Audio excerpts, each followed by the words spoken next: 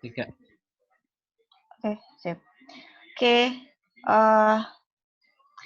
Rabu malam sebetulnya ini ada inisiasi. Kita mulai lagi pertama inisiasi ngobrolin tentang hal-hal yang mungkin sebagian orang agak takut atau masih jadi momok buat sebagian besar mahasiswa juga.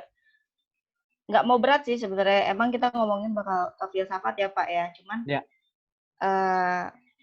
hal-hal yang mungkin kita coba lihat dari sisi pandang yang lebih familiar lah.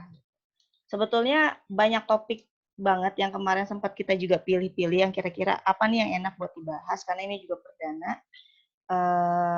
Terus karena sebelumnya kita ngomongin soal COVID juga, akhirnya kita ngomongin soal bumi, soal alam, karena itu jadi satu wacana yang agak terpinggirkan tapi juga populer di beberapa kalangan ketika COVID itu naik ya Pak. Iya. Beberapa mikirnya ini gejala alam, petanda alam, atau sebuah colekan dari semesta yang buat buat manusia tuh untuk sekedar ngeplak kepalanya manusia untuk gue butuh rehat gitu, dan caranya cukup ekstrim. Nah, berhubung kita udah awalnya berpikir soal semesta, tentang alam, nah ini kita mau coba bahas tentang filsafat naturalis atau filsafat alam. Sebetulnya filsafat alam tuh awalnya lebih kepada yang kalau kuno ya Pak ya, yang Thales, bacanya gimana tuh Pak? Thales, terus ada Archimedes, ada Aristoteles gitu. Karena mereka berhubungan dengan gejala-gejala alam, tapi lebih populernya lagi akhirnya masuk ke ilmu-ilmu fisika ya, ilmu alam yang kalkulatif sih sebetulnya. Padahal mereka punya pertimbangan ketika ilmu itu muncul, sebetulnya mereka melihat gejala alam yang tidak juga serta-merta kalkulatif sebetulnya, Pak. Lebih ke instinktif juga, terus sense terhadap kepekaan terhadap siklus alam. Nah, itu akhirnya masuk ke dalam paradigma filsafat naturalis. Nah, di Indonesia juga sebetulnya punya banyak pandangan itu, terutama daerah timur ya, Pak. Asia Timur, India gitu. Salah satunya Indonesia yang banyak banget pandangan-pandangan lokal, terus kearifan-kearifan lokal yang mereka melihat atau merangkum sebuah sistem atau tata nilai sosial berdasarkan dari gejala alam. Nanti ada siapa Pak selain Pak Eka? Nanti ada Mas Iwan. Mas Iwan itu salah seorang jurnalis jurnalis di Tempo. Tapi kebetulan dia juga belajar S2, belajar di program Magister Paramadina. Jadi dia lulusan filsafat UGM. Jadi kita juga bisa tanya banyak hal mengenai hal itu. Agak jiper sebenarnya, gila lulusan UGM filsafat. Gitu. Pak, gue tuh cuman S1. Ya, terus dia cuman S1 dan bukan filsafat gitu. Loh, banyak yang lulusan S3 tapi kadang-kadang tidak sensitif dengan realitas. Jadi nah itu sih, filsafat bukan sekedar ilmu yang dipelajari ya Pak, tapi kepekaan nalar pribadi terhadap pengalaman hidup. Embracement. Jadi mau menjadi kritis dan menjadi kritik terhadap diri sendiri juga. Nah, sebenarnya kebijaksanaan sih. Jatuhnya jadi gimana menggunakan nalar, karena orang pintar belum tentu bijak, orang bijak belum tentu bajik. Nah, orang bajik belum tentu bisa mengimplementasikan kebajikannya. Banyak orang yang tadi ya, belum tentu orang pintar itu bajik, atau belum tentu orang yang bijak itu bajik malah jadi bajingan. Nah itu lah, ketika bajik terus dia tahu implementasi kebajikannya secara real gitu kan, dia tahu kapan harus jadi devil ya kan, kapan harus jadi angel gitu. Nah, itu. Jadi nggak terpaku pada satu pola on off, harus angel terus devil terus, tapi dia tahu gimana cara menempatkan diri dan pemikirannya. Nah, ini belum masuk juga ya Pak? Siapa tadi? Mas Iwan kelihatannya Mas mute Iwan. ya. Nanti dia mungkin pendengar yang baik kok. Oh gitu. Tapi butuh masukan juga Ya nih. pasti dia harus komentar ntar. Oke. Oh nah, jangan lupa dia juga ini loh sastrawan karena Pak? suka baca puisi juga dia. Asik. Ya tempo lah Pak. Tempo tanpa sastra tuh jadi tempe. Halo semuanya.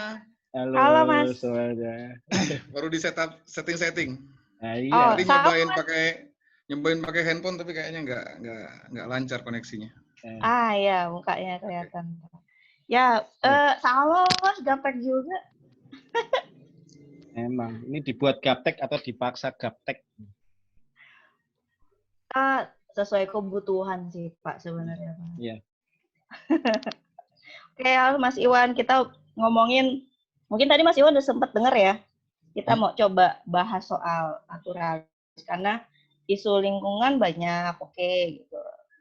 Lebih banyak ke unsur-unsur praktikal sebenarnya yang terjadi untuk save lingkungan dan lain-lain. Terus corona tiba-tiba masuk, yang sampai bahkan ada yang bilang tuh cuman corona yang bisa bikin bumi istirahat daripada Dandi Laksono gitu. Itu lucu ya jadi kan gitu. Andi mah bikin video aja. Ya model-model gitu. Nah makanya jadi kayak topik oke nih kayak kalau kita ngomongin tentang balik lagi ke tentang alam kayak gitu, tentang bumi gitu. Ada kebijaksanaan yang mungkin manusia lupa dan lupa. Nah ini sebelum masuk ke yang lain-lain, Pak Eka mau duluan nggak? Gitu. Karena kalau dari saya pribadi mungkin nanti akan bawanya lebih ke local wisdom-nya Indonesia ya, karena punya concern sendiri ke sana. Gitu. Soal ya itulah bagaimana orang-orang lokal di Indonesia itu punya sendiri sebetulnya sih pegangan itu. Nah mungkin Pak Eka bisa buka duluan tentang filsafat naturalis dari point of view apa Pak? Barat, filsafat Barat. Nanti campur-campur dulu deh, ya, supaya nanti kita juga bisa diskusi lebih panjang lagi. Tapi yang jelas begini, kasus corona atau apa yang kita alami sekarang ini kan sebetulnya menempatkan kita pada sebuah titik di mana kita harus mau tidak mau menoleh kepada siapa, menoleh kepada alam yang selama ini seringkali kita marginalisasikan. Dengan konteks industrialisasi, dengan konteks kapitalisme dan sebagainya, itu seringkali alam itu di nomor 2-kan atau di nomor 3-kan atau di nomor 4-kan. Yang jelas bukan menjadi sebuah prioritas, terutama di negara-negara yang sedang membangun ya, terutama. Dan itu kan menjadi menjadi sebuah jeda yang cukup signifikan sekarang ini. Makanya jedanya pun juga jeda yang sangat panjang. Bahkan ini bisa dikatakan libur 1 bulan atau rehat 1 bulan. Dan kita bisa ada beberapa kita bisa lihat itu ada beberapa postingan di Facebook atau di Twitter atau di Instagram baru sadar bahwa ketika corona langit Jakarta jadi biru ya. Setelah 28 tahun atau 20-an tahun di mana sangat berdebu dan sebagainya. Itu yang mungkin pertama bisa menjadi pemicu. Artinya bahwa seringkali isu-isu lingkungan atau isu-isu alam itu bukan menjadi sebuah isu utama pada agenda kemanusiaan atau agenda manusia itu sendiri. Sehingga tidak banyak orang yang memperhatikan. Isu pemanasan bumi itu belum menjadi sebuah agenda utama untuk pembuat kebijakan. Bahkan Trump sendiri pernah mengatakan bahwa pemanasan bumi itu hanya sebagai hoax atau kabar bohong saja. Ini kan menandakan bahwa ini kok semakin memarginalisasikan. Ya. Padahal riwayat kesadaran manusia mengenai alam itu sudah banyak dimulai dari semenjak sebelum Masehi pun itu sudah dimulai. Pada tataran rasional itu refleksi rasional mengenai alam itu sudah dimulai semenjak filsafat Yunani itu berkembang ya, di era abad 4 sebelum Masehi atau abad 5 sebelum Masehi. Kesadaran bahwa kita adalah bagian dari alam semesta itu sudah menjadi sebuah refleksi rasional, sehingga tidak mau terbelenggu lagi dengan apa yang seringkali disebut dengan mitos-mitos alam yang bisa jadi sangat mistik. Manusia berusaha untuk memahami secara rasional dalam konteks akal budinya, nalar dia, bahwa dia itu sebetulnya adalah bagian kecil dari semesta yang besar. Itu belum pengalaman-pengalaman filsafat timur ya, atau falsafah timur yang ya berkembang justru dari bawah, maksudnya dari bawah itu dari bumi, bahwa kesadaran bahwa pencipta itu bekerja di dalam bumi, atau roh semesta itu bekerja pada mistik alam semesta semacam itu, yang bisa dalam konteks pohon, dalam konteks sungai, atau dalam konteks lautan dan sebagainya, itu menjadi perhatian meskipun belum taruh saja belum serasional ini ya di Yunani. Artinya bahwa rasionalitas di Timur tentu saja berbeda dengan rasionalitas yang dikembangkan oleh para filsuf pertama di Yunani, Thales, Anaximenes, Anaximandes dan sebagainya, itu dalam konteks yang dalam bahasa yang berbeda. Kalau Timur lebih dekat ya, alam lebih dekat. Alam, bahkan manusia itu adalah bagian dari alam itu sendiri, sehingga manusia itu mau tidak mau harus mengenali secara intim. Timur melihat bahwa alam itu sebagai sebuah kesatuan organik, sebuah komunitas hidup bersama dengan makhluk-makhluk yang lain.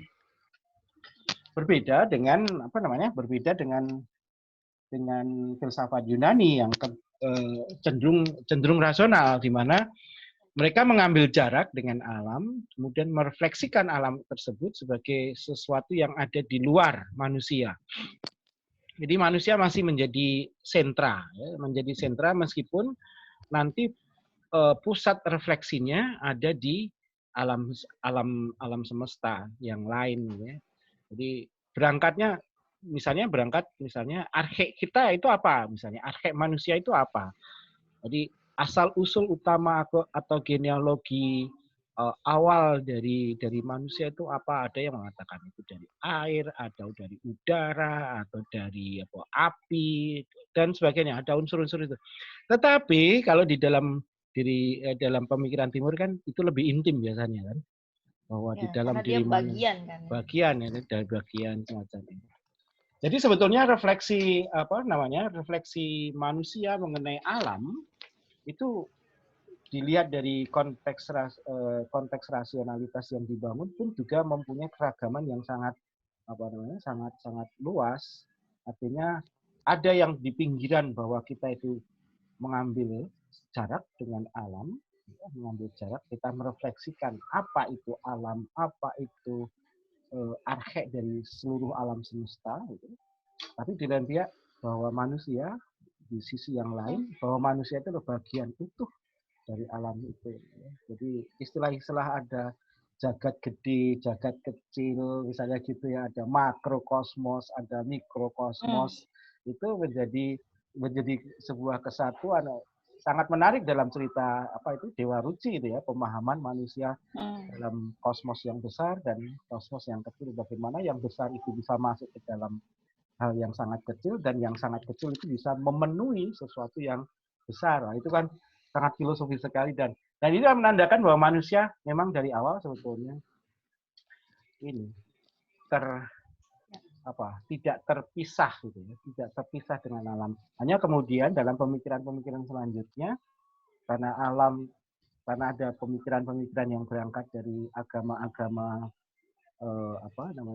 agama-agama langit ya, model Yahudi, Kristen dan Islam itu mulai berubah bahwa Samawi gitu ya, bahwa di situ ada konteks bahwa manusia itu adalah penguasa, bahwa manusia itu selain bahwa dia itu dijadikan khalifatullah, dia juga menjadi penguasa ya. Berkembang biaklah di dalam bumi ini, peliharalah, makanlah dan sebagainya, sehingga yang terjadi ada pemahaman yang berbeda. Kalau dulu kita berada di dalam konteks alam yang sama gitu, kita bagian dari alam, tetapi kemudian bergeser menjadi bahwa benar-benar ada jarak, benar-benar bahwa saya sebagai subjek penguasa dari alam semesta. Nanti mungkin Mas Iwan bisa nambahin itu kalau kaitannya dengan konteks itu. Terus kemudian nanti berkaitan dengan konteks pemahaman bahwa kita itu adalah utusan Tuhan yang juga harus memperbaiki bumi dan sebagainya. Kemudian ada isu yang lebih canggih lagi dalam etika lingkungan yang nanti berkembang terus menerus. Tetapi meskipun etika lingkungan sudah sekompleks dan sedinamika sekarang ini, tapi tetap saja agenda media misalnya ya, agenda media berkaitan dengan soal lingkungan itu masih bukan menjadi agenda yang prioritas. Gitu ya. Ada partai namanya Partai Hijau, gitu ya. Misalnya ada partai yang namanya partai mengklaim bahwa dirinya adalah partai hijau, tetapi akhirnya perilakunya juga perilaku yang bukan partai hijau, tetap mengesampingkan isu-isu lingkungan. Mungkin Mas Iwan ada tambahan mengenai hal itu? Oke. Ya, terima kasih. Saya barangkali mau mencoba mengajak ya. Pertama, gagasan-gagasan filosofis itu memang ada dan sudah berkembang. Namun kita berangkat dari kasusnya dulu nih, kasus terkait wabah. Sebetulnya kan wabah atau pandemi yang melanda dunia itu kan ini bukan yang pertama. Iya. Bukan yang pertama. Kita bisa melacaknya katakanlah dalam periode beberapa dekade terakhir itu kan ada ya dari SARS, flu burung segala macam itu sudah ada. Itu yang modern. Tapi kita jangan lupa bahwa untuk yang di Indonesia sendiri itu kita pernah mengalami beberapa wabah. Misalkan yang paling besar yang mungkin hampir kira-kira diperkirakan mungkin membunuh separuh penduduk Indonesia. Itu kan flu Spanyol tahun 1918. Ya. Nah, dan kita kan mungkin akan lupa bahwa misalkan itu penduduk Indonesia atau penduduk bumi tuh? Yang Indonesia. Semuanya. Ini data VOC. Kalau yang lain barangkali harus dicek lagi datanya. Data VOC. Oke. Data VOC ya. Yang Indonesia aja nih, yang Indonesia. Satu kasus misalkan itu salah satu faktor kekalahan perang Diponegoro itu kan karena itu. Dia kan pada masa yang sama. Jadi prajuritnya banyak yang sakit sebetulnya. Selain karena dia dibohongi segala macam sesuai 1825 itu ya. Iya, 1918 mulainya. 1918. Dan mulai merebaknya dan selesainya butuh kira-kira 2 dekade untuk menyelesaikan artinya sampai betul-betul wabahnya tuntas gitu. Nah, terkait dengan pandangan timur di Indonesia barangkali kita benar kata Pak Eka, pandangan kita barangkali dekat dengan alam dan sebagainya dan apalagi pada masa itu mungkin jauh lebih dekat. Tapi kenyataannya pandangan seperti itu tidak membuat para pemimpin, raja-raja terutama, untuk menggunakannya untuk dalam menghadapi wabah. Jadi tidak ada gunanya juga pemikiran-pemikiran seperti itu. barangkali ada yang diingatkan oleh para mungkin waktu zaman itu ada biksu, pemikir dan sebagainya, para guru gitu kan yang mengajarkan, tapi itu tidak dipakai. Itu yang dipakai dan sekarang berulang kembali. Saya hanya memberi garis bawah, ada banyak pemikiran filosofis yang katakanlah mengingatkan soal ancaman dari eksplorasi berlebihan terhadap bumi ya. Terhadap bumi itu udah banyak sekali. Misalkan salah satunya ya, filsafat entropi misalkan kalau barangkali bisa dipakai, misalkan bagaimana bahwa turunan dari teori kedua termodinamika ya, bagaimana ada sebuah titik di mana ketika penggunaan energi itu sudah maksimal sehingga tidak mungkin lagi untuk berkembang lagi. Yang kemudian terkeluarkan adalah sebuah ekses. Kira-kira itu. Dalam kaitannya dengan wabah segala macam, yaitu kita ini menghambat sebuah ekses. Eksplorasi yang penggundulan hutan segala macam memaksa ya ekosistem berubah, ya mereka akan kemana lagi ya, dia akan jadi meluber masuk ke kawasan penduduk misalkan begitu. Tidak menghadapinya secara bagaimana masyarakat kita dulu menghadapi alam, kira-kira gitu. Yang menarik adalah saya suka dengan beberapa contoh-contoh yang masih barangkali yang akan memudahkan publik untuk memahami cara pendekatan timur ini. Misalkan di Bali yang di hutan yang banyak monyetnya itu, monyetnya itu karena sejak wabah itu kan ditutup. Monkey forest itu kan ditutup. Kemudian selama ini para monyet itu mendapat makanan itu dari para wisatawan yang datang. Nah, tapi sejak ditutup mereka nggak bisa makan lagi. Akhirnya kemudian pemerintah setempat, pemerintah desa gitu kan, desa yang di sekeliling kawasan tersebut bekerja sama dengan dinas pertanian setempat dan sebagainya, itu bekerja sama untuk memberi makan mereka. Karena apa? Kalau monyet-monyet ini tidak makan, dia akan masuk ke wilayah penduduk. Akan ada dampak berikutnya dari wabah yang mungkin akan lebih buruk lagi bagi masyarakat setempat yang sudah menderita karena wabah ini membuat mereka tidak bisa tidak bisa berbisnis lagi misalkan karena tidak ada wisatawan yang datang dan sebagainya. Ini salah satu respon yang saya kira menarik, bagaimana mereka mencoba beradaptasi dengan alamnya, kira-kira gitu. Ya sekarang itu mungkin lontaran saya untuk bisa kita diskusikan lebih jauh. Tapi maksud saya bahwa sebetulnya ketika wabah ini sedang terjadi, kita barangkali perlu memikirkan kembali bagaimana kita beradaptasi dengan alam secara lebih rendah hati. Mungkin kira-kira gitu. Silakan. Ini hostnya siapa nih? Hostnya Isma. Oke. Balik pada moderator. Oke, itu kan ya. Berarti kan balik lagi memang apa yang bisa dipelajari dari apa yang terjadi sih. Kalau tadi kan Pak Eka bilang kalau misalkan paradigmanya barat gitu kan. Karena rasionalitasnya yang diutamakan, jadi dia melihat antara diri dengan alam tuh terpisah, gitu, bagian yang terpisah.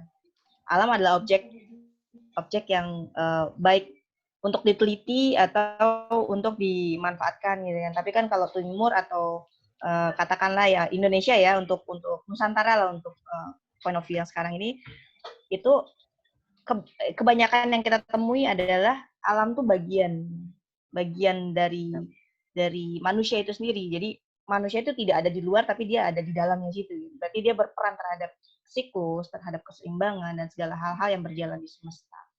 Nah, ini jadi menarik ketika Mas Iwan tuh ngomong, pandemi itu sebenarnya bukan yang pertama, gitu. Itu udah terjadi dari kapan tahu ya, itu 1918 itu bukan yang baru, gitu kan. Dan itu mempengaruhi banyak, tapi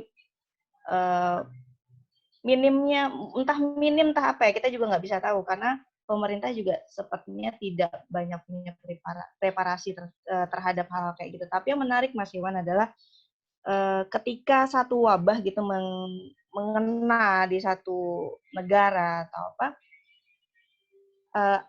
pasti ada backup atau ada tanda kutip yang membantu.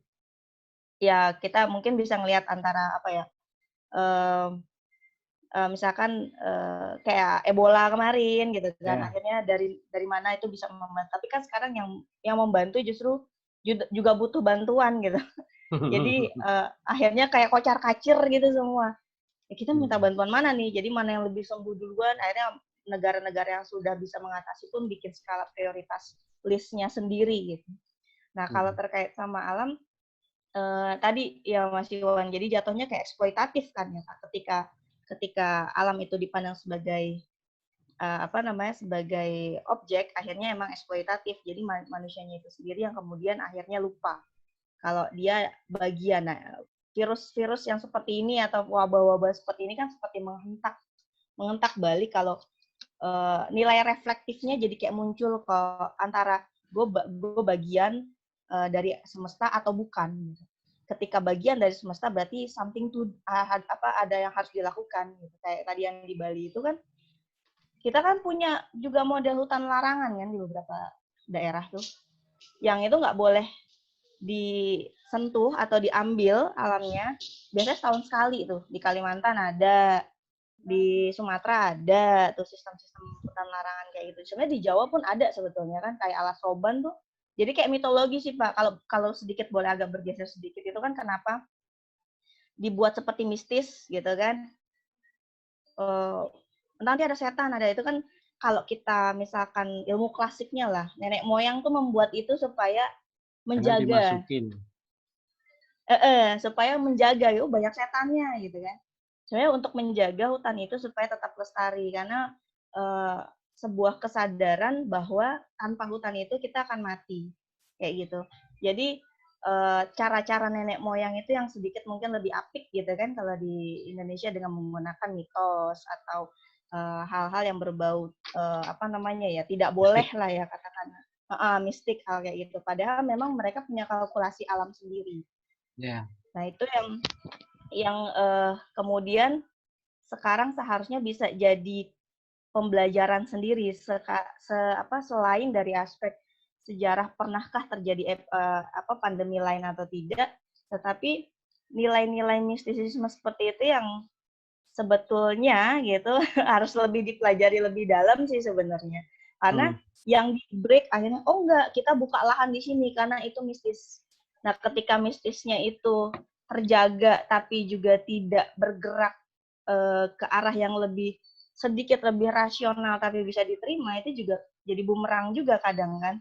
Akhirnya real estate buka di mana-mana. Oh, itu rawa tuh dulunya tempat setan kayak apa, padahal itu dibuat sedemikian rupa supaya terjaga.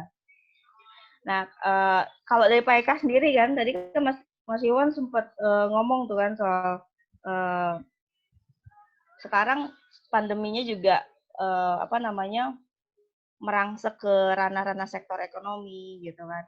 Cuma kalau dari Barat sendiri Pak gitu Pak, kalau dari Barat sendiri, ini kalau kita lihat gitu, ini ada eklektisme juga nggak sih Pak, kayak Barat memandang di luar gitu kan, alam di luar manusia, tapi kok Timur manusia itu bagian dari alam itu sendiri. Tapi kalau melihat wabah corona gitu, karena keduanya kayak berlangsung nih, kayak tadi yang gue bilang, kalau dulu Ebola ada di Ethiopia atau di mana, Amerika mungkin atau Inggris bisa bantu, tapi sekarang kita minta ke Amerika, ke Inggris saja mereka belum tentu bisa bantu. Nah itu kan berarti ada pandangan satu sisi pemikiran rasionalnya juga, satu juga berpikir gue juga bagian dari alam gitu. Itu kayak kecampur aduk atau ada pandangan yang akhirnya membaur nggak sih Pak di situ terkait sama gejala alamnya juga ya? Kalau dibandingkan dengan kompleksitas pandemi-pandemi yang sudah pernah ada gitu ya, model-model kayak Black Death di tahun 1000 abad ke-14 lah itu di Black Death, kemudian di mana itu di flu Spanyol semacam tahun awal ya abad abad 20, saya seperti itu, Ebola dan sebagainya. Kalau aku sih bisa bisa direfleksikan begini. Pandemi ini kan sebetulnya kalau dilihat secara jujur gitu ya, itu pasti dimulai karena desakan dari ruang gerak manusia yang makin lama makin lebar dan dipicu lagi dengan sistem transportasi, sistem komunikasi yang makin lama makin berkembang. Kenapa ini begitu sangat dahsyat? Misalnya corona ini ya. Sebenarnya kalau dilihat sebabnya itu yang paling utama itu karena kita itu berada dalam sebuah situasi di mana kita itu sangat bebas bepergian kemana-mana. Cara monster alam ini berkembang kan sebetulnya karena disebarkan oleh manusia. Meskipun sebetulnya inang pertama dari penyakit ini rata-rata sebetulnya dari hewan. Kayak Black Death gitu ya, Black Death di Eropa yang hampir separuh populasi dunia itu mati itu karena apa? Kan pertama kali hanya karena pes aja dibawa oleh hewan yang namanya tikus. Tapi permasalahannya apa yang dibawa itu pun di kapal ya, itu di kapal yang memang jorok-jorok dan sebagainya itu. Tapi karena transportasi yang makin lama makin besar gitu, melipir sana, nyebrang sini, melewati batas itu, sehingga yang terjadi apa? Yang tadinya itu containment, jadi sudah berada pada wilayah tertentu, itu tersebar gitu ya. Itu kapal aja, sistem transportasi kapal saja itu bisa membuat hampir separuh populasi dunia itu habis pada waktu Black Death. Apalagi sekarang yang sudah dengan sistem transportasi modern yang sangat cepat gitu, yang sangat ya pakai pesawat jet dan sebagainya itu kan cepat. Kalau dulu kapal masih bisa ditunda lah sana sini dan sebagainya. Dan yang kedua yang menjadi penyebab itu adalah sebetulnya interaksi manusia.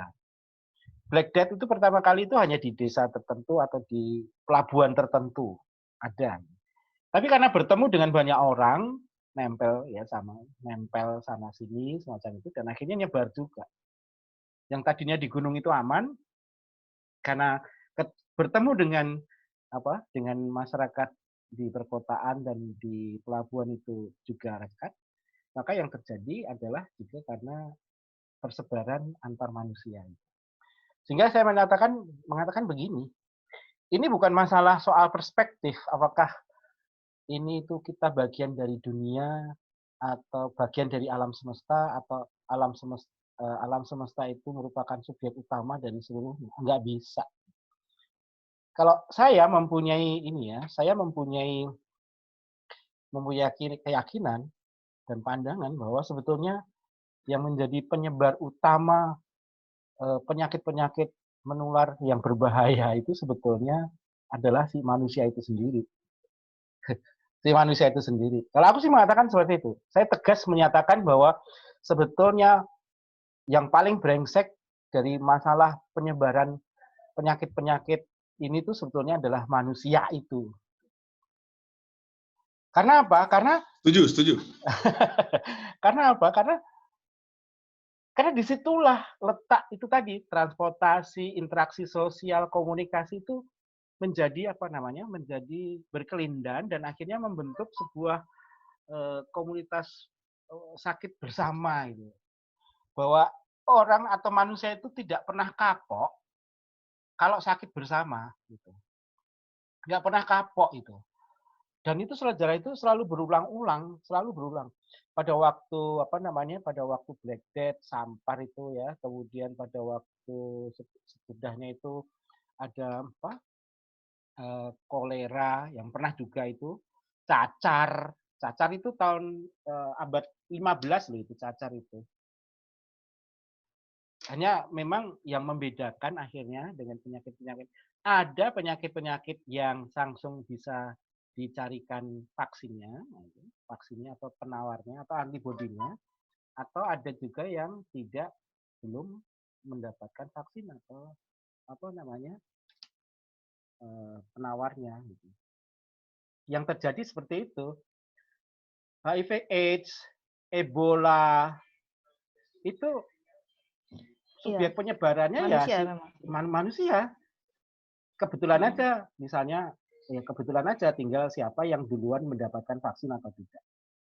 Nah, corona ini kan belum ada vaksin yang secara efektif dibuktikan bisa membuat kebal. Hanya Rusia kalau nggak salah dalam jangka waktu 2 bulan atau 3 bulan lagi atau mencoba untuk mengetes vaksin vaksin corona ini kepada manusia. Itu sih kalau ini nih Pak intermezzo, ada teman juga sebenarnya yang bilang kalau sebetulnya corona ini kan awalnya dibilangnya muncul dari kelelawar ya, yang dikonsumsi gitu. Nah itu sebetulnya ada sistem penjagaan diri dari hewan itu yang kemudian bermutasi karena ada perubahan iklim katanya. Yeah.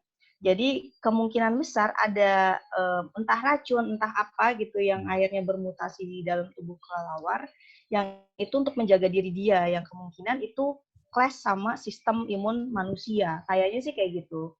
Dan itu lagi-lagi akhirnya memang balik lagi ya karena perubahan iklim, kerusakan alam yang akhirnya membuat si hewan ini sepertinya harus menambah sistem penjagaan diri dia. Nah, itu kan sebetulnya bisa kita refleksikan siapa yang serakah kalau begitu. Artinya siapa yang nggak mau rendah hati dalam menghadapi alam semesta ini. Gitu kan.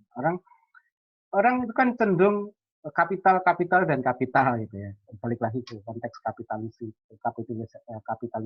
kapitalisme macam itu ya. Yang akhirnya membuat jarak, ada gap gitu ya, antara manusia dengan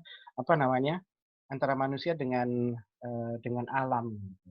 Itu sudah diingatkan terus-menerus, tapi ya tetap aja kan terus berkembang dan akhirnya seringkali tidak mendengarkan itu semua. Wah, ini ada ahli lingkungan juga ini. Nah, ini ada ahli klinik. Ada ahli lingkungan dari Gunung Slamet ini.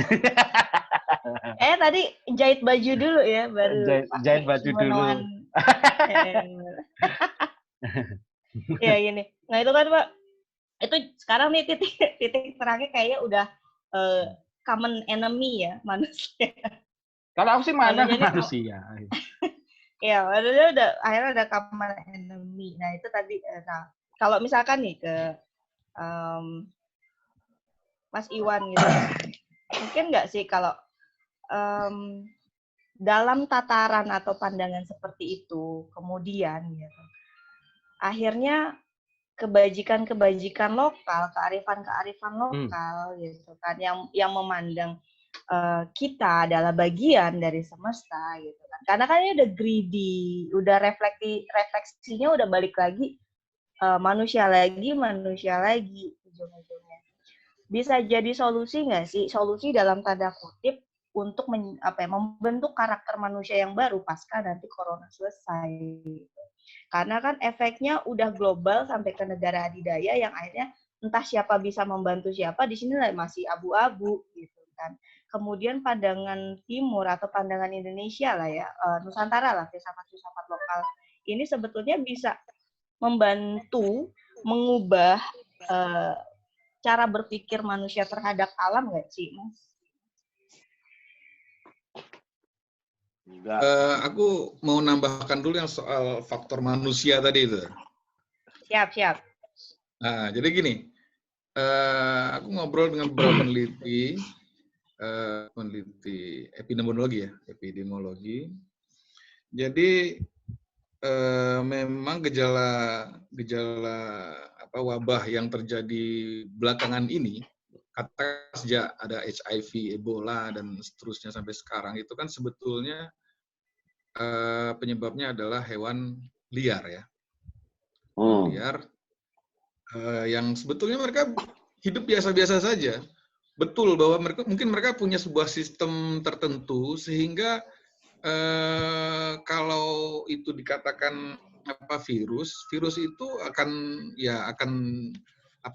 hidup di sana dan beradaptasi dalam lingkungannya. Artinya hewan-hewan liar tersebut selama mereka masih berada di sana. Nah, persoalannya ketika manusia mengintervensi itu. Selama ini kan konsumsi manusia itu hanya sejauh hewan yang sudah didomestifikasi ya. Ayam misalkan gitu kan, kambing atau apa segala macam. Bukan hewan-hewan liar. Tapi kemudian ketika manusia-manusia ini mungkin entah karena hobinya atau apalah terhadap kebutuhan yang nggak jelas juga, kenapa harus begitu, itu meloncat. Jadi sebelumnya kan hewan liar melompat dulu ke hewan-hewan domestik, dari hewan-hewan domestik baru ke manusia karena dikonsumsi. Ada medium di situ. Selama masih seperti itu barangkali masih bisa dikendalikan. Nah, yang terjadi kemudian sekarang adalah mereka mengkonsumsi langsung ke hewan liarnya. Seperti tadi contohnya, barangkali benar bahwa COVID-19 itu karena kelelawar atau ya macam-macam lah. Ada juga yang mengatakannya dari ikan apa dan nggak tahu lah. Tapi barangkali hewan-hewan liar. Dan sama seperti HIV misalkan, itu kan juga simpanse kan sumber utamanya. Yang kemudian dikonsumsi orang gitu, manusia. Jadi ada lompatan. Nah persoalannya, ya mohon maaf kita ketika sekarang tren makan kuliner segala macam, kuliner yang ekstrim begitu pun malah jadi nggak tahu, mungkin mau diviralkan segala macam, dan itu saya kira berbahaya sekali kalau itu diteruskan. Jadi ada pola yang meloncat tadi. Nah, dalam konteks ini kita bisa melihat sebetulnya sepanjang wilayah-wilayah ya, ekosistem yang dibangun masing-masing pihak, katakanlah begitu. Bagaimana manusia hidup bersama dengan makhluk-makhluk lainnya di bumi ini yang terbatas ini, itu berbagi bersama. Mungkin selama wilayah itu tidak diintervensi, entah dengan ya penggundulan hutan misalkan, atau langsung mengkonsumsi hewan-hewan yang bukan sepatutnya dikonsumsi atau dan sebagainya, barangkali tidak akan terjadi wabah yang begitu hebatnya. Kira-kira gitu. Faktanya kan artinya kalau memang ada di hewan-hewan liar itu selama ini, virus itu sebenarnya hidup di semesta ini, di bumi ini gitu loh. Bukan sesuatu yang baru sama sekali.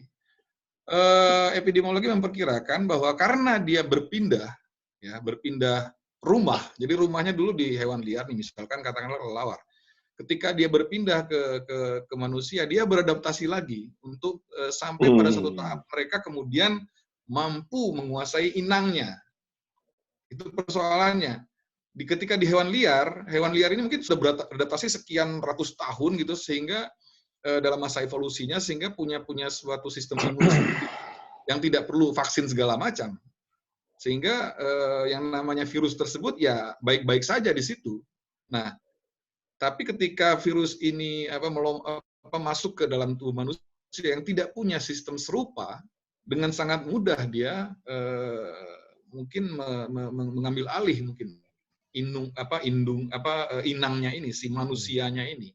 Nah, apa boleh buat kita dengan fakta seperti itu, ya sampai kapanpun kita akan hidup dengan virus-virus ini. Kalau virus atau bakteri di udara ini bisa berwarna gitu, barangkali kita kan melihat begitu banyaknya. Mungkin warnanya udah penuh nih depan ini. Ya kita nggak kelihatan saja gitu, kira-kira gitu. Tapi selama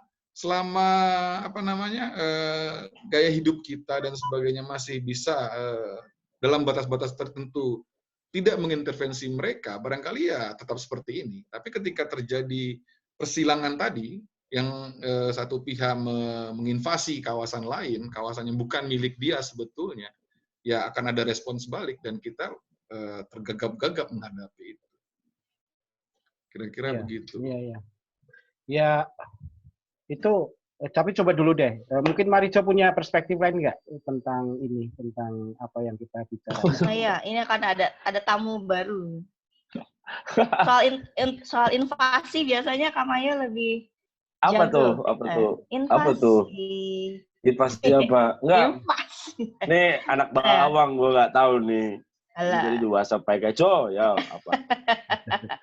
Masalah apa semesta katanya ya Pak? Iya, semesta. Iya kalau tadi dibilang misalnya nyambung aja sih. Tapi gimana ya dengan teman-teman di Manado ya yang kalau tadi virusnya kali lawar gitu. Saya kok jadi apa ya? Saya nggak mau terjebak pada konspirasi Pak. Cuman saya nggak mau sumpah karena saya jujur saya bodoh dalam wilayah-wilayah virus. Tapi kalau wilayah alam ini sempat dengar misalnya, ya itu tadi gimana dengan teman-teman Manado yang mereka kelawar itu dijual di pasar, tikus, binatang-binatang yang mungkin dianggap liar, nggak jauh beda mungkin di Cina, mungkin Cina lebih ekstrim gitu. Tapi di Manado nggak ekstrim. Tapi dia tetap saja loh tidak bukan sebagai penyebab awal pandemi ini muncul di Manado. Nah itu kan juga satu hal yang lain gitu loh, yang atau bahkan mungkin Thailand yang lebih horor juga kali ya, lebih ekstrim juga sama China. Jadi banyak sekali sebenarnya alasan ini yang aku sih melihatnya memang belum terang kalau memang ini dari virus binatang atau apa. Walaupun mungkin indikasi-indikasi secara ilmiah terjadi bahwa mungkin dari binatang. Tapi itu urusan inilah ya Pak, urusan kedokteran, angkat tangan untuk urusan itu. Tapi kita bisa membacanya bahwa karena kita orang yang dekat dengan Indonesia ya, tinggal di Indonesia, ada yang menarik tadi misalnya masalah manusia lagi-lagi. Dan manusia menjadi penyebab. Misalnya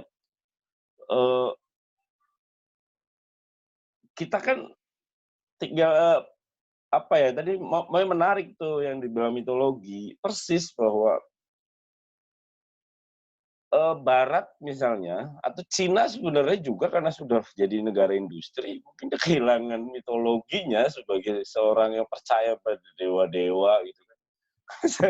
Sementara bahkan di Jawa pun sudah mulai kehilangan gitu mitologi. Jadi ini akhirnya kembalinya kalau aku membacanya perdebatan antara yang logik dan mitos dan logos gitu Pak. Apakah kemudian terlepas misalnya ada pandangan filsafat alam gitu, bagaimana kita memperlakukan alam sebaiknya bahwa kita dalam mikrokosmos, alam adalah makrokosmos dan lain sebagainya. Tetapi manusia itu kan memang pada hari ini gitu modernitas itu misalnya Pak, mengajak kita untuk terus-menerus mengeksplorasi dan mengeksploitasi alam gitu. Misalnya pertumbuhan manusia makin tinggi, maka mau tidak mau alam harus terus diolah. Tetapi persoalannya, kalau itu terus yang terjadi, ya selesai kita Pak. Jangankan virus yang model kayak gini, urus kelaparan itu akan terjadi nantinya Pak. Menurut saya itu akan lebih mengerikan nanti dilihat saja 100 tahun lagi atau 50 tahun lagi. Perang terhadap makanan, bahwa orang nggak bisa makan, lahan udah mulai sempit, itu kan lebih mengerikan lagi dibandingkan ini. Karena manusia sama manusia yang perang gitu. Kalau ini kan kita nggak tahu nih musuhnya siapa. Kita nggak boleh keluar, tapi kan kita nggak tahu nih. Kita di dalam juga bego, Pak. Gitu. Iya kan? Nah itu maksud saya. Jadi pertarungan antara logos dan mitos hari ini gitu misalnya, orang dikaburkan. Gitu. Misalnya, apakah apakah misalnya para ahli kesehatan misalnya mencoba membaca itu gitu, enggak, dia masih bicaranya tentang udah di rumah biar gue jadi yang jadi selalu narasinya itu gitu. Lu kamu di rumah saja, kamu di rumah biar saya yang garda depan. Saya paham itu, tetapi ada nggak misalnya dari dokter lain membaca tentang dimensi tentang teknologi, itu perkembangan kapitalisme dan lain sebagainya yang maruk ya Pak. itu coba ditarik mundur, ini ada apa gitu dalam persoalan alam. Itu kan aku nggak menemukan itu literasi itu, gitu. Kecuali hanya kelompok-kelompok kecil yang kritis tertentu membaca itu. Tetapi narasi besar dari sebuah negara besar, entah siapapun, entah Cina maupun Amerika, bahkan Indonesia sendiri, tidak membaca itu. Itu sih kalau aku. Nah akhirnya apa ya, sudah orang jadi narasi yang terjadi sekarang adalah penyakit hanya ansi penyakit. Padahal kita nggak bisa didekatkan penyakit hanya sebatas pandemi, hanya berdekatkan sama pandemi. Ada faktor lain yang kemudian kita harus lebih jeli melihatnya, bahwa jangan-jangan tadi yang dibilang oleh Masnya tadi, Mas Kurniawan, bahwa ini ada apa, alam ini oglek gitu Pak. Kalau motor tuh oglek, ada baut yang rusak gitu. Maka mau tidak mau binatang-binatang itu kan apa ya, mereka punya alamnya gitu. Bahkan kadang-kadang kalau misalnya kita pakai teman kita yang namanya Dida aja makan binatang aja nggak berani gitu kan. Ya kan? Karena ada sesuatu di dalamnya gitu yang harus dicek dulu. Bahkan apa, ikan buntal itu kan mematikan ya. Ikan buntal itu loh Pak, yang di laut itu mematikan loh. Sekali makan orang bisa mati.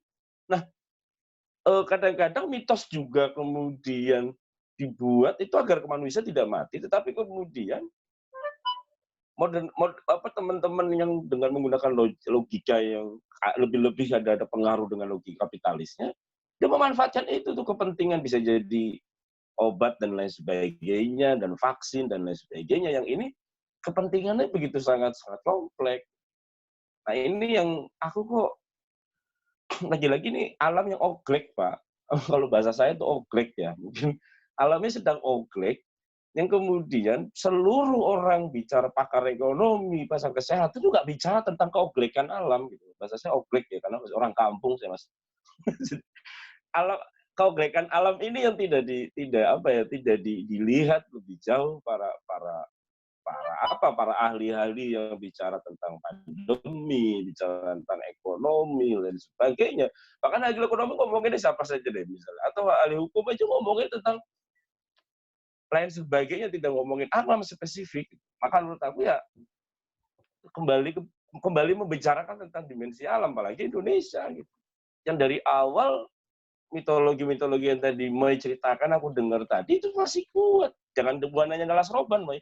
Di Gunung Slamet misalnya yang sedang saya teliti itu, kenapa namanya Slamet? Karena ada dimensi mitologinya. Kalau nggak ada dimensi mitologi, nggak Slamet namanya, hancur, gunung hancur gitu. Itu kan. Atau di Alas Puro yang pernah ke sana itu, bahkan lu ngambil bekas batang dari tanaman saja, bekas saja jatuh, bahkan pasir aja karena dekat laut, lu nggak selamat tuh. Artinya apa?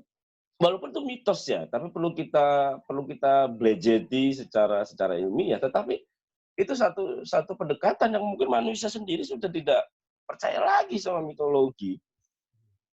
Sementara mitos menurut saya diperlukan gitu. Kalau nggak ada mitos kita nggak perlu beriman kan? Iya. Nah, ada banyak orang yang mengatakan Tuhan juga mitos. Mitos ya? Itu yang perlu kita. Iya makanya gitu kan.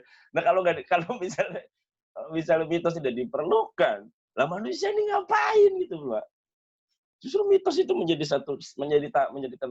titik balik untuk kita kemudian bahwa mitos lagi-lagi menjadi satu jawaban yang lain gitu, bukan jawaban tunggal, jawaban lain yang menurut saya perlu kita sisihkan untuk kemudian direfleksikan gitu, atau dipantulkan ke kita. Jangan-jangan kita sudah tidak lagi butuh mitos, atau jangan-jangan mitos kita sudah dibunuh oleh kita sendiri. Kalau dulu kan mengatakan Tuhan Tuhan telah dibunuh dan sebagainya.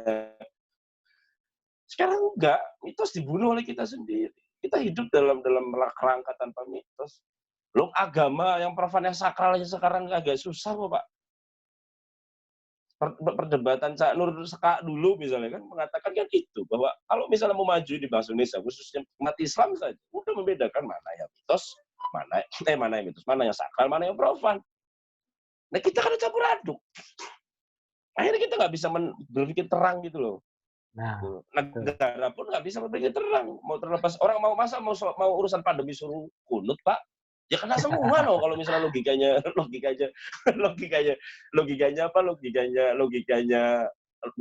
mitos gitu loh, kalau agama sebagai mitos. Ya kena semua. Ya buat rumah sakit yang banyak lain sebagainya gitu ya, kalau preventif. Jadi aku mohon maaf jadi kemana-mana, tetapi itu menurut saya kalau bicara alam ya oglek tadi. Kita lagi oglek, serius. Lagi oglek, oleng lah ibaratnya kalau pakai super truck tuh pendekatannya super truck tuh oleng. Gajah oleng ya ini. Iya. Jadi ada yang bikin alam tuh nggak stabil gitu ya. Yang aku nggak tahu itu dari pasti manusia, tetapi siklus gundul semua kan, Moy? Gundul semua, Moy. Banyumas gundul. Wonosobo gundul. Merapi gundul. Bayah gundul. Bayah gundul, Pak. Dari daerah Banten sekarang gundul. PLTB, pembangkit tenaga panas bumi gundul.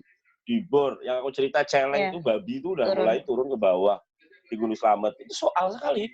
Gimana ceritanya babi? Bisa jadi nanti ada virus babi, Pak. Babi hutan ya, Pak. Celeng loh, bukan babi peternakan. Enak itu, Pak. Dipanggang enak. Dipanggang. Itu sih, Boy. Iya, nah itu sebenarnya balik lagi tuh yang kayak Mas Iwan tadi bilang kan, ada lompatan gitu kan. Kalau mungkin bisa dibilang kayak rantai konsumsi atau rantai kesemestaan yang kemudian nggak selaras gitu jalannya gitu kan. Kalau kita kan kenal yang namanya harmonisasi gitu ya kalau kita punya di Indonesia gitu kan, di beberapa daerah tuh kita nggak akan pernah lompat tuh kalau alamnya bilang kayak misalkan ya itu yang Kak Sepuhan gitu ya Kak Maya ya, kalau memang alamnya bilang jangan ya jangan dulu gitu, jangan diupayakan buat melompat gitu. Itu ada istilahnya mengikuti alur yang sudah alam berikan, karena kan mereka percaya kalau itu lompat kayak tadi Mas Iwan bilang itu ada malapetaka gitu. Malapetakanya satu lagi Moy. Masalah pangan, Pak. Masalah pangan. Bicara alam kan, masalah pangan. Coba bayangin aja kalau kita pernah ke Banten Kidul. Kemarin Dandi memotret, tapi Dandi versinya Cipta Gelar. Kalau kita kan orang senar resmi lah, nggak masalah lah, sama-sama kesatuan adat Banten Kidul lah. Tapi dia klan Cipta Gelar, itu kan senar resmi karena dekatnya senar resmi gitu. Lebih komersial lah. Blok hari ini. Ya oke lah, karena ya walaupun sama-sama ya kita kan duluan buat filmnya Pak, karena dia kan populer. Ya kapitalnya beda, kapitalnya beda. Oh oke, ya. 2009 loh, Dandi baru kemarin loh Pak, jauh loh. Kita sudah buat film itu tahun 2009. Anggap saja anak kemarin sore aja dia. Iya, cuman jadi hit sekarang gitu kan. Kita udah tahun berapa itu buatin tentang itu gitu loh. Ya itu rezekinya dia lah ya. Nah itu kan coba bayangin Pak. Ketahanan Pak, kita nggak punya loh Pak. Coba, itu bicara adat, bicara semesta. Tapi negara kan nggak mikirin itu kan. Jangan-jangan sekarang dengan model kayak gini, katanya Jawa Timur panen, tapi aku nggak yakin. Mungkin dari luar Jawa mungkin panen. Yakin ini Pak, prediksi gua, ini kita impor fix beras. Karena Cina sudah mulai turun. Coba bicara alam, nah, kita gimana? Negara juga nggak mikirin masalah lahan lain sebagainya kok. Bicara alam ya, alam kan tidak bisa pendekatan sedikit doang, tapi bicara makan juga bicara alam. Nah, teman-teman dari Cipta Gelar atau Sinar Resmi sudah memberikan pelajaran buat kita bahwa mereka punya ketahanan pangan yang kuat. Bahkan mereka nggak boleh menjual beras, nggak boleh menjual padi. Nanam aja harus ada bintang kidalnya dulu, bla bla bla dan sebagainya dengan kearifannya itu kita nggak pernah membaca itu. Lahannya sempit. Nah kemarin Dandi memotret itu ketika ngomong sama si Roy gitu. Iya ya aku sepakat untuk itu, tapi memang pada akhirnya ya itu tadi kita nanti lihat aja masalah pangan. Aku tuh lagi prediksi itu Pak. Kalau seandainya kita tidak bisa, khususnya di luar negeri ya mungkin. Kalau di Indonesia sih mungkin karena masyarakatnya juga sebagian percaya pada mitos, negaranya yang kehilangan mitos. Mitos pada Pancasila, kesaktian Pancasila, gitu loh, itu hilang gitu. Masyarakatnya sih masih, makanya penyakitnya nggak begitu meluas menurut saya, nggak nyampe 10.000 kita tuh. Mitos kan, ini pendekatan mitos. Karena kuat-kuat orang-orang Indonesia, kuli-kuli di mana lagi bangun-bangun terus kok nggak ada urusan di rumah pala lu meledak, gimana gue di rumah, negara nggak punya sistem data yang menarik kok untuk kemudian mendata mana kuli yang kerjanya per bulan dan sebagainya. Lanjut. Nah itu yang jadi menarik sebenarnya, kenapa kan selalu tuh ngomongan Indonesia tuh kuat-kuat gitu ya. Tapi memang sebenarnya lebih kepada kan memang kalau ngomongin soal penyakit ya balik lagi ke mindset gitu, dan kita punya nilai tadi mitos yang kemudian energi sendiri gitu kan, energi tersendiri sebenarnya ketika point of view kita adalah alam tuh nggak akan ngerusak kita gitu. Kayak ada cerita waktu pernah bikin dokumenter di Klaten tuh Pak soal Merapi, itu ketika ditanya tuh warga-warga Merapi tuh selalu bilang Merapi itu nggak pernah melukai saya, nggak pernah melukai kita yang harusnya refleksi gitu. Merapi mau kayak gimana, rumahnya hancur. Kan di Klaten kena banget tuh Pak, di Wedi tuh banyak banget gitu kan, yang hancur rumahnya. Tapi mereka bilang, enggak, kita nggak benci Merapi. Karena yang buat Merapi kayak gitu tuh kita nambang dan lain-lain, sampai gundul pasirnya diambil kayak gitu. Kita yang harus reflektif. Karena alam itu tidak akan pernah merusak manusia. Nah itu pandangan itu tuh sebetulnya banyak di beberapa daerah kan Mayo di Indonesia tuh, yang akhirnya itu jadi sistem imun sendiri sebetulnya. Hal-hal berbau virus kayak gini, dan itu mungkin secara kalau misalkan mau diteliti ya secara ilmiah mungkin sebetulnya ada kaitannya kan antara point of view atau cara berpikir manusia dengan bagaimana tubuh itu merespon hal energi positif, kemudian membentuk sistem imun yang lebih kebal terhadap hal-hal tertentu. Nah itu balik lagi ke pandangan-pandangan yang nilai-nilai kearifan lokal di Indonesia yang selama ini kulihat gitu ya, yang selama ini pernah saksiin sendiri adalah mereka tidak pernah lompat tadi yang Mas Iwan bilang, sistem siklus itu tuh tidak pernah dilompat oleh mereka. Mereka mengikuti apa yang alam itu katakan, apa yang alam itu lakukan, dan itu disesuaikan dengan sistem tata kelola bernegaranya bahkan gitu ya, atau bahkan bersosialisasi dan bagaimana mereka mengkonsumsi alam. Itu betul-betul dijadikan, dan akhirnya tidak ada yang lebih kalau Pak Eka bilang kan apakah human centered atau alam centered gitu, enggak, tapi bagaimana keduanya tuh saling berdialektis masing-masing gitu, saling mengisi, itu yang akhirnya sebetulnya menarik kenapa Indonesia tadi yang Kak Maya bilang mungkin nggak akan sampai 10.000, gila kan di Amerika tuh sehari bisa 1.000 meninggal tuh, itu gila banget, terus cepet mereka case-nya tuh cepet gitu kan. Nah, kasusnya aneh kan di Amerika kan. Aneh banget, sehari 1.000 meninggal itu kan luar biasa banget itu. Kenapa bisa sampai itu? Itali udah lebih dari 10.000 ya, nggak salah. Padahal kalau bicara grafik kan, kalau secara teori orang-orang tuh yang sosok tahu grafik itu dengan kalkulasi itu kan ngeri sekali kan, Indonesia bisa nyampe bulan April ini kan udah akan nyampe 10.000 sekian, tapi beberapa terbantahkan dan sebagainya. Karena masih ada orang-orang yang tinggal di Gunung Slamet, di gunung di Sumbing, Pak. Yang menurut saya kecerdasan aku nggak tahu ya, kecerdasan mereka terhadap terhadap alam, memaknai alam itu lebih luar biasa lah kalau katakanlah dibilang lebih lah. Dan mereka itu kerjanya kan tani, Pak. Tani loh, Pak, setiap hari bangun pagi, imunnya kuat. Lah di Amerika ini, itu semua di kantor. Duduk, pegang laptop, bungkuk. Nggak ada ketahanan, Pak. Aku nggak tahu ya, tetapi itu menurut saya. Coba dicek deh, mungkin ada nggak penelitian yang terbaru bahwa orang yang tinggal di pertanian, di daerah sebaran pertanian, di Kalimantan atau di mana, itu kemungkinannya tidak begitu kena gitu. Cepat gitu artinya. Kalau belum kena nggak lambat gitu. Kecuali orang nggak pulang kampung ya gitu. Udah. Bisa jadi nggak, Pak? Bukan faktor ininya, bukan faktor mistiknya, bukan. Faktor keimunitasnya dia yang bekerja dan pikirannya positif. Bahwa wis yo ngono kok. Ya piye nek wong Jawa ngono. terus dia melakukan melakukan aktivitas dia ke sawah, nyiram sawah. Yo mosok Gusti Allah yo ora.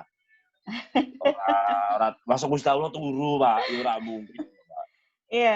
Ini sebelum ke Mas Iwan soalnya ada yang aku pengen tanyain sih soal tadi. Jadi kayak punya ide tentang sistem bermasyarakat sih sebenarnya sih Mas Iwan. Jadi kalau tadi apa sih yang Kamayo bilang tuh kan, masa iya gitu kan, itu emang benar sih gitu kan, kalau sistem imun, mungkin pernah ingat film dokumenter Babies, itu Babies, jadi bayi-bayi yang lahir di berbagai macam daerah, dan yang salah satunya itu lahirnya tuh di Afrika, bareng hewan-hewan, di mana itu bayi mempelajari segala hal yang di sekitarnya. Dia tuh bareng sama kayak kijang kalau nggak salah.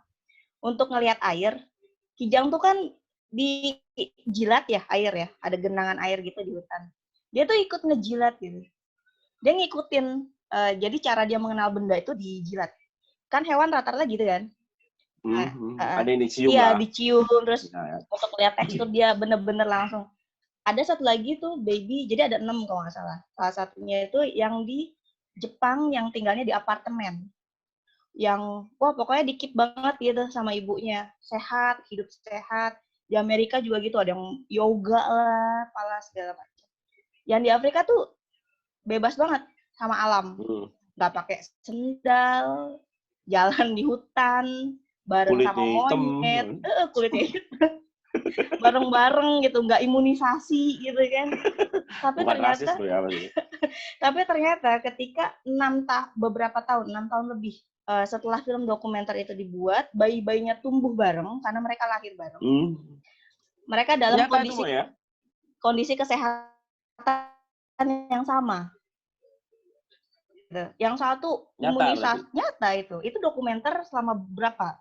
Lebih dari 6 tahun dibikin itu. Nungguin dari hamil, melahirkan, itu pembuatnya, itu ada 6 bayi dalam kondisi konteks sosial budaya yang berbeda sekali, tapi mereka tumbuh sehat sama gitu. Padahal latar belakang sosial, lingkungan, ekonomi, itu film lama sebenarnya, di Babies gitu. Dan itu sama, dan itu menarik kan akhirnya. Yang di Afrika sama dengan yang di Amerika. Mereka tumbuh sehat dengan cara pola. Hasilnya gimana? Hasilnya mereka sehat. Jadi ada di ending filmnya itu, anak-anaknya udah pada besar, ketawa-tawa, dipertemukan gitu sama si pembuat filmnya. Jadi nggak ada yang sakit, nggak ada yang tiba-tiba lumpuh gitu, misalkan yang di Afrika karena dia nggak ada imunisasi. Jadi mereka dibesarkan dengan cara dan bagaimana budaya itu membesarkan mereka masing-masing. Dan ternyata hasilnya sama. Sama-sama sehat, sama-sama kuat, sama-sama cerdas, dan ceria gitu. Itu kan berarti bagaimana manusia itu kan seperti ya kan ya, mau dimanapun dia gitu, ketika dia mengikuti tata cara budayanya, itu tidak ada beda dengan yang lain. Tumbuhnya sama gitu. Kalau dibilang nggak pakai sendal jorok, nanti gedenya kena tetanus atau apa gitu. Ternyata enggak gitu. Ternyata sama dengan yang clean banget di Tokyo ataupun di US gitu sih. Itu sih bedanya warna kulitnya, enggak rasis.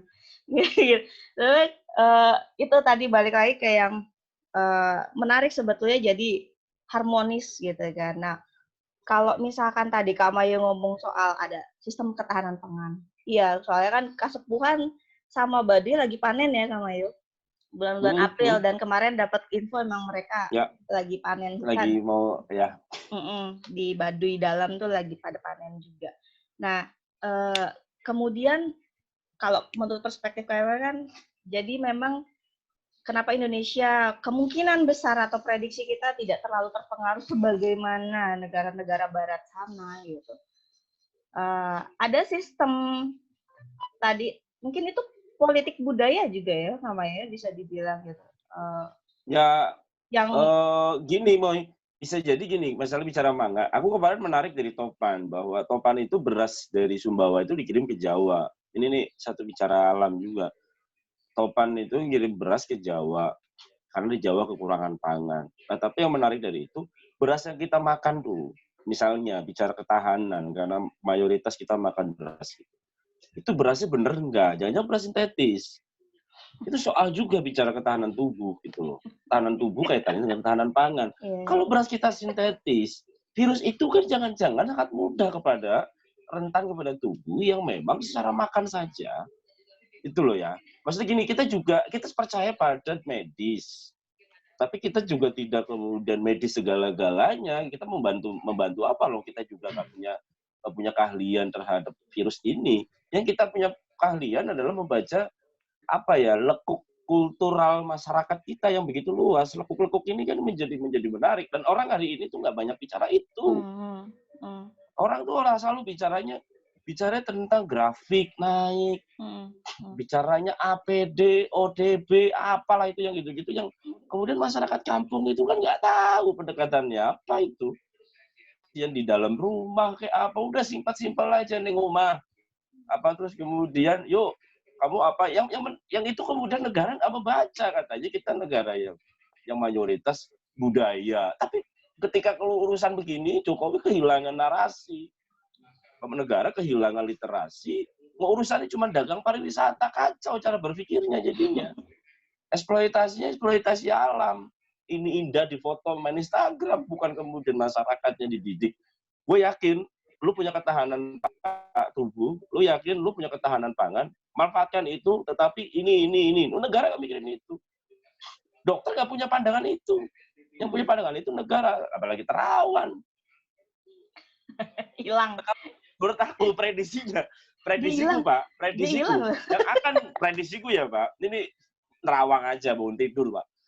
Ini yang akan gede terus kena, itu di kota-kota besar di Indonesia. Kota-kota kecil, yang dekat alam, bisa jadi nggak? Menurut aku ya. Cianjur kena. Kalau dia masih, Cianjur kena. Apa Pak? Cianjur.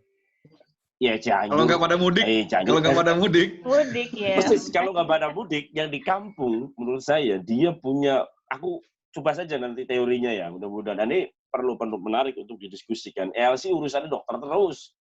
Nggak ada ahli-ahli dukun atau ahli-ahli adat itu suruh ngomong kok. Kapital juga itu si brengsek satu itu siapa tuh si itulah ya, sorry ya.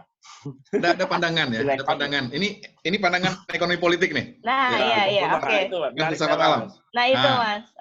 Jadi saya lupa dokter di Nepal. Jadi dia mengkritik bahwa sebetulnya wabah ini adalah perkara masalah kelas ini. Tuh. Nah, mulai menarik kan? Yeah. Jadi begini, dia bilang begini. Pertama ya, yang menyebarkan virus itu siapa? Pasti kelas menengah atas. Karena apa? Mereka bisa terbang kemana dengan cepat, kemudian bisa jalan-jalan ke luar negeri. Pelaku-pelakunya itu aja. Ya. Dan bisa berkumpul dalam orang banyak-banyak segala macam itu, ya mereka gitu loh. Nah, sekarang pun kebijakan untuk menghadapi wabah itu bias kelas juga. Iya kan? Bener. Kita disuruh lockdown segala macam. Yang selamat siapa? Ya pasti mereka. Mereka punya tabungan, punya deposito, punya saham, punya apa. Mungkin 2 tahun nggak keluar rumah pun masih bisa makan. Punya forex. Bisa pesen bisa pesen makanan lewat Gojek, lewat macam-macam. Bisa pesen baju, bisa apa. Nggak usah kemana-mana. Hidup. Nah, kelas lain di mana? Sorry mas, disuruh rumah aja. Kalau yang ngekos, nah itu dia, berarti masih kelas menengah bawah. Yang ngekos yang punya rumah enak. Disuruh kalau ngekos di pasar, kalau ngekos di pasar Minggu, itu loh. Beda kan ngekos di Mampang.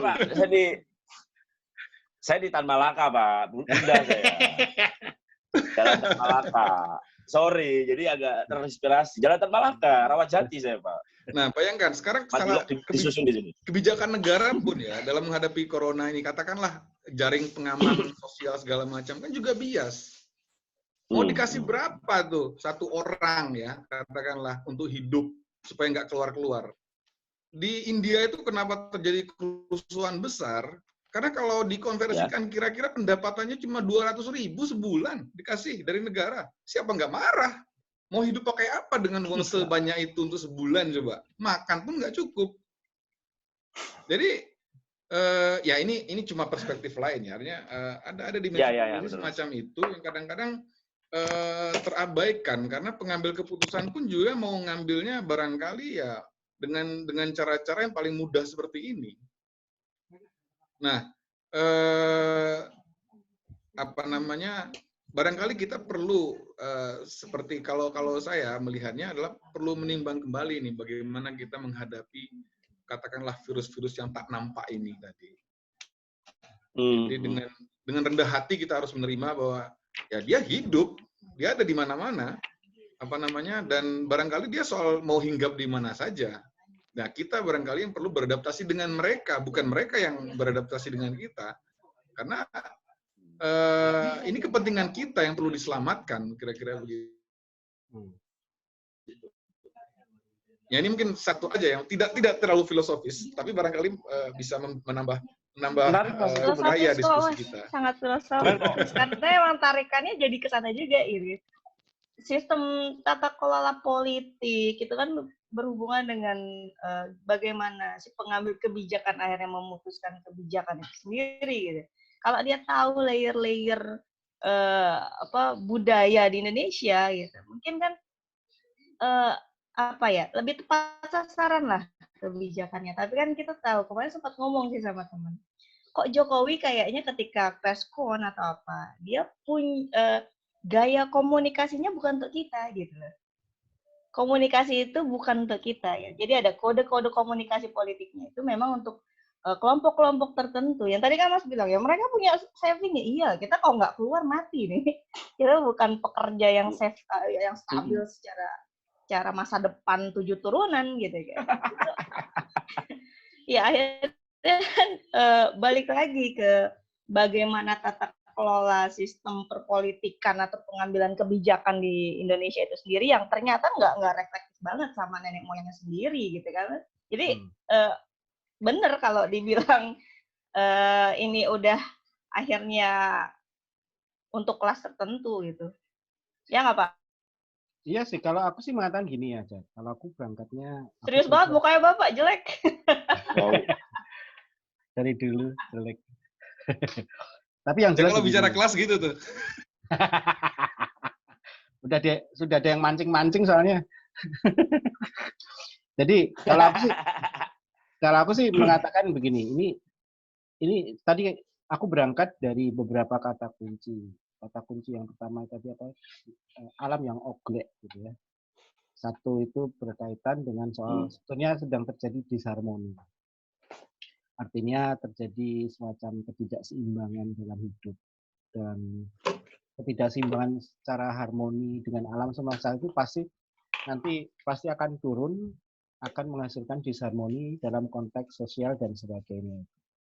Dan ini yang menjadi menjadi kata kunci lain, yaitu bahwa disharmoni lingkungan itu juga bisa menghasilkan disharmoni sosial, termasuk dengan konteks disharmoni budaya tadi. Tambah lagi dengan disharmoni ekonomi dan sebagainya. Nah, ini kan berangkatnya dari sana, berangkat dari sebuah fakta yang menyatakan bahwa ada sebuah situasi yang sangat eksploitatif yang terjadi ke dalam alam, dan itu akan berpengaruh pada cara pandang orang atau cara pandang manusia dalam memperlakukan kondisi eksploitatif tadi dalam bentuk-bentuk yang sekarang ini sedang terjadi. Artinya bahwa ya sebetulnya kita tidak perlu menyalahkan si virus. Kalau tadi memakai pendekatannya Mas Iwan, mengatakan bahwa kita harus mampu berkoeksistensi dengan makhluk yang lain, dalam hal ini si virus-virus tadi. Jangan memaksa virus itu menyesuaikan dengan diri kita, tetapi justru kita yang harusnya melakukan adaptasi dengan si virus tersebut gitu ya.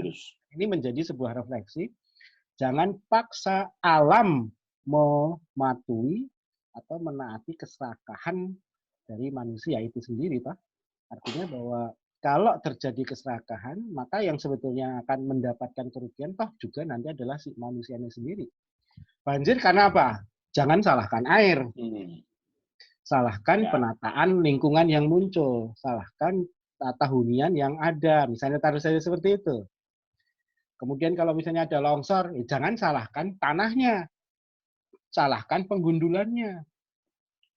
Banyak cerita-cerita yang model seperti itu yang kadang-kadang kan itu akan menyentuh apa yang seringkali disebut dengan ego eksistensial manusia, bahwa aku yang berkuasa, aku yang menjadi wakil Tuhan yang mengelola sehingga saya bisa seenaknya dong bisa mengambil manfaat dari alam. Enggak bisa begitu saja, bukan?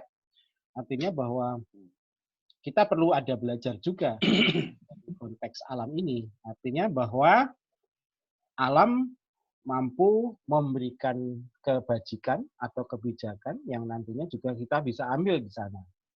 Nah, model-model tadi kalau soal apa tadi? Soal masalah kelas, kemudian masalah penghilangan mitologi dan sebagainya, itu kan sebetulnya kalau aku sih menyatakan itu bentuk-bentuk disharmoni sosial. Artinya bahwa ada ketidaksinkronan cara sistem alam bekerja dengan cara kita bekerja yang kadang-kadang justru sangat itu tadi balik lagi pada ego eksistensial ya. Ya bisa jadi sebetulnya presiden itu berkomunikasi pada kelompok lain yang ya, bisa saja sebut aja kelompok investor aja gitu aja. Kelompok yang mau nanam duit di Indonesia, sebut aja begitu. Sebuah Mariso sampai ketawa. Jatuh, Pak. Artinya bahwa sebetulnya komunikasi politik di sini bukan hanya sekedar komunikasi krisis yang sudah banyak dibicarakan, tetapi sebetulnya perilaku kita sendiri sebetulnya mencerminkan kebrengsekan dari ego kita gitu ya, yang akhirnya itu nanti malah itu tadi ada pemaksaan tertentu, harus makan ini, harus makan itu, semacam itu yang akhirnya membuat kita sendiri tidak bisa survive. Seperti yang kemarin saya katakan bahwa permasalahan kita itu kan bukan siapa yang paling kuat. Survival of the fittest.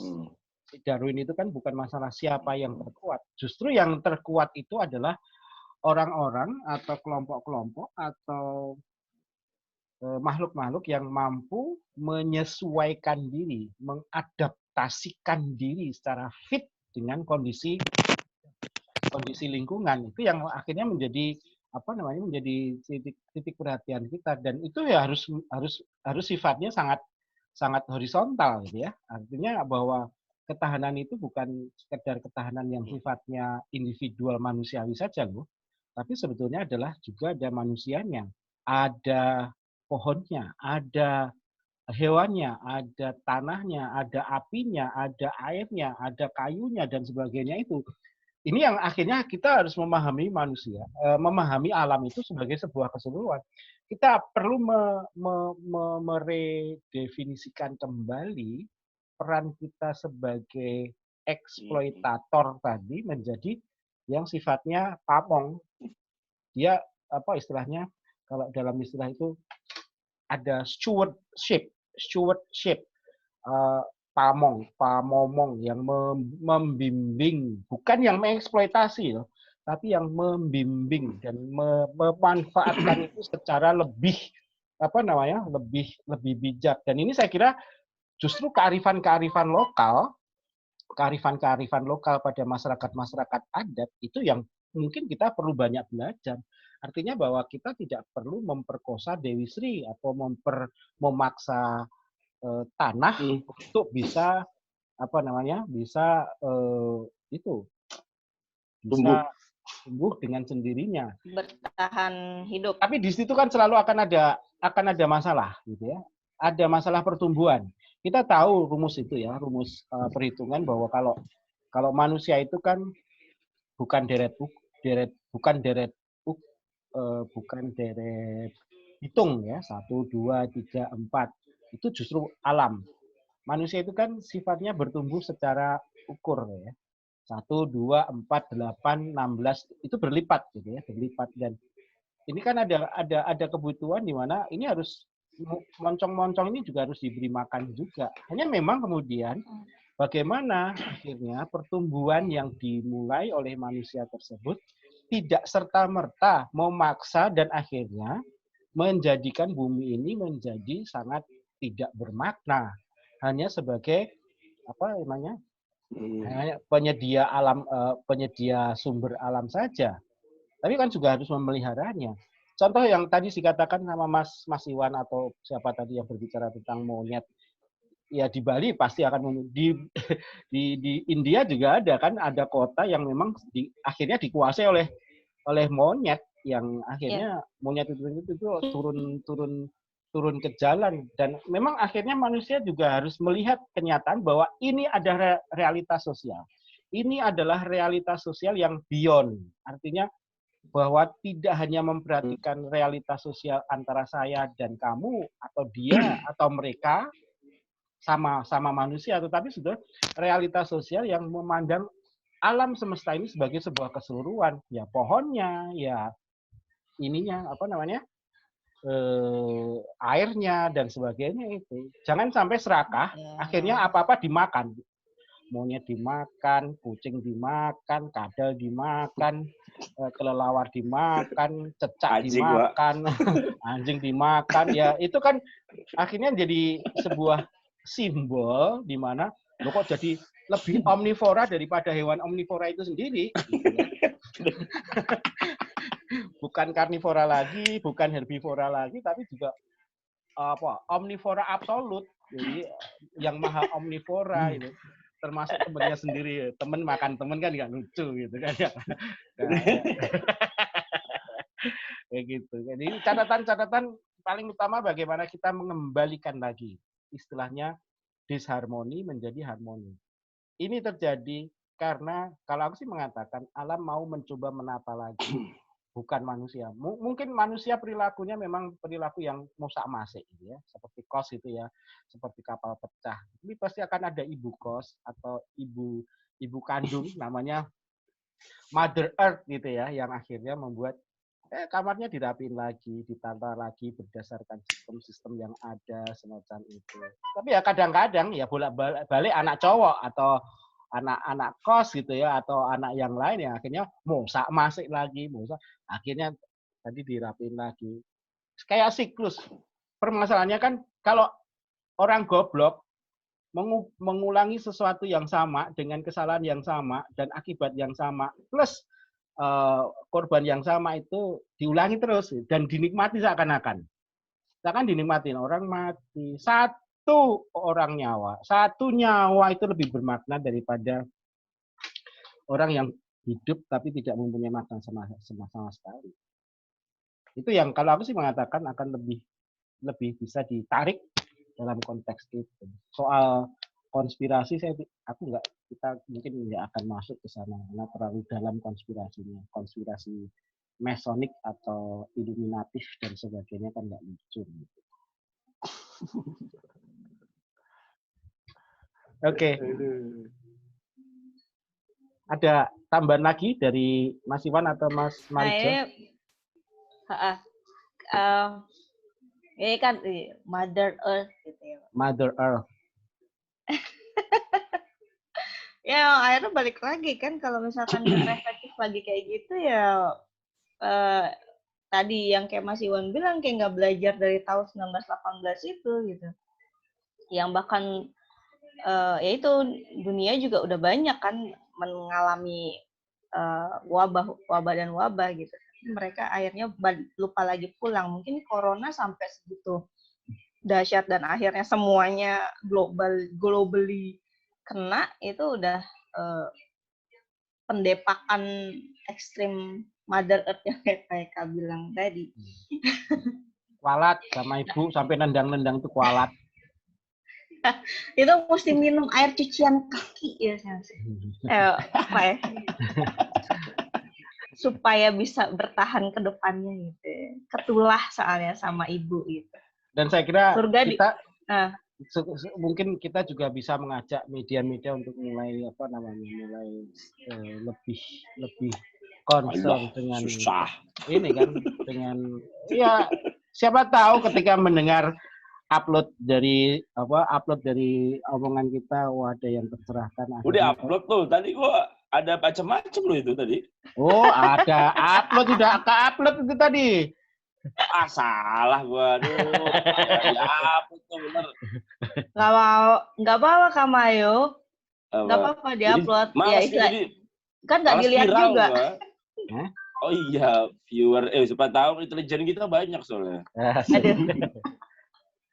Aduh, jangan ngomong Intel lah. Itu lebih ini. Marijo kan Intel juga, Marijo. Waduh, iya itu pala. Jadi aku menarik tuh tadi tuh. Nggak tahu Mas Iwan. Aku tar aja. Nah, Mas Iwan ada yang mau ditambahin nggak? Nggak ada sih.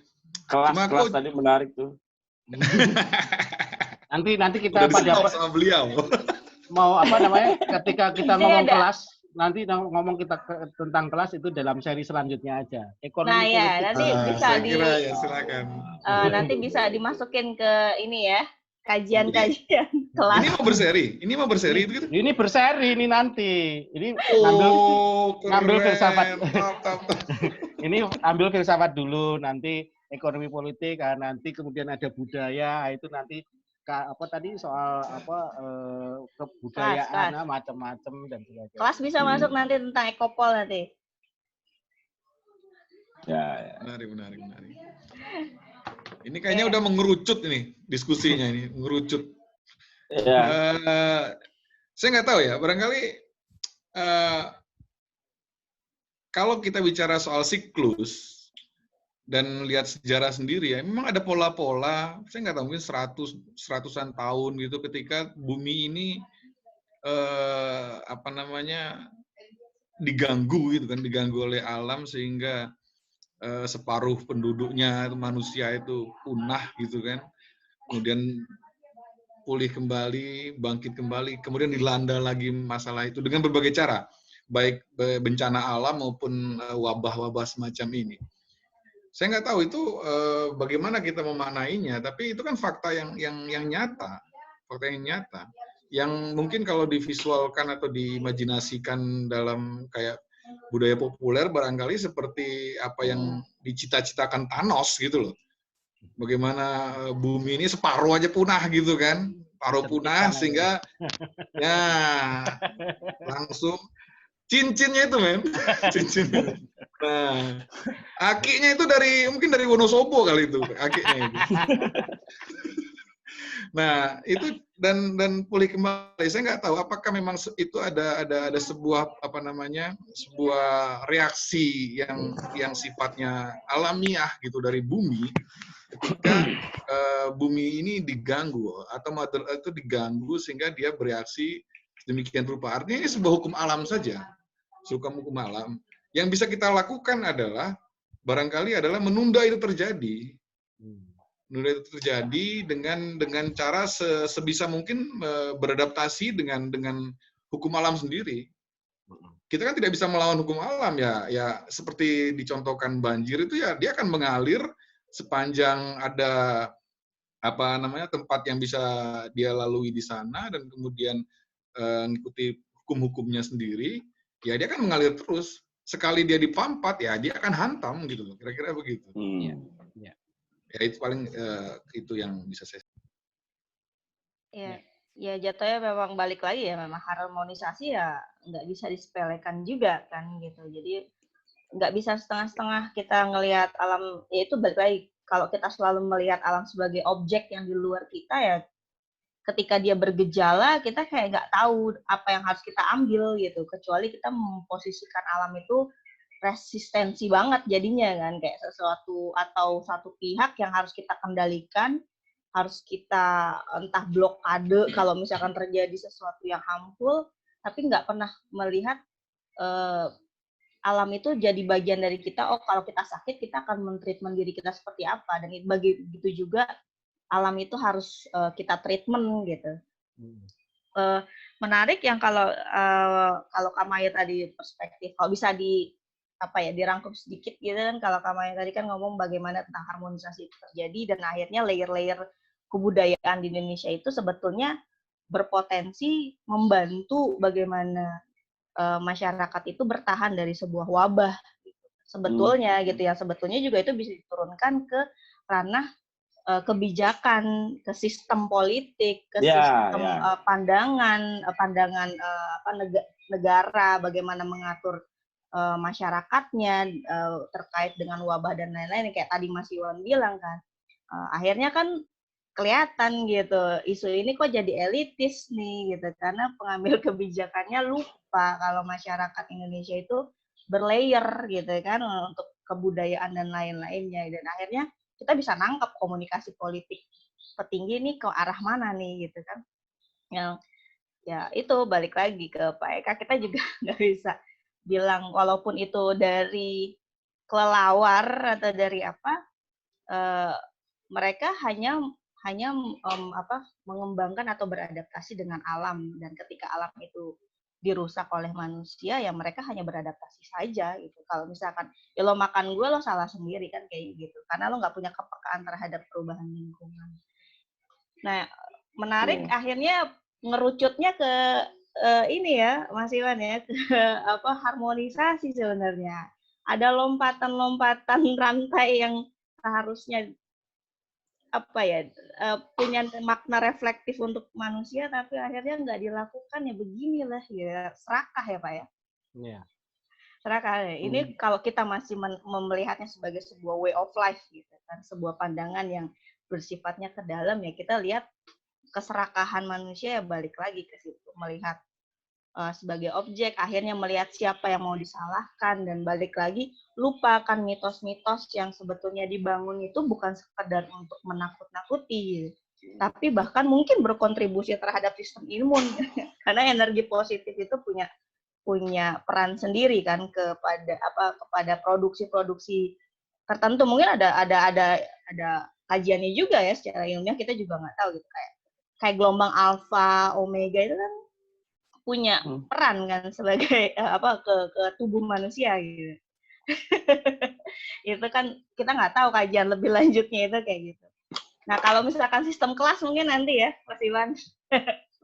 Ini ada kelas karena ada yang bilang cuman corona juga kayak yang bisa ngegoyangin kapitalis gitu.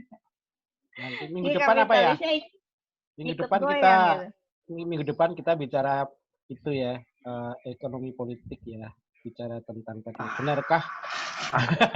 benarkah corona itu melibatkan kapitalisme dan ya karena wacananya menarik gitu. Kapital itu kan selama kita mengkaji gitu, selama aku mengkaji lah, itu kayak nggak pernah tergoyahkan katanya oleh komunitasnya dimatiin atau nggak dirangkul tuh sama kapitalisnya gitu kan, karena butuh duit juga ujung-ujungnya gitu. Nah, ini malah ngerangkul virus kan nggak lucu kalau ngerangkul virus. Nah, itu deh masalahnya. Tapi mereka bermain loh, Pak.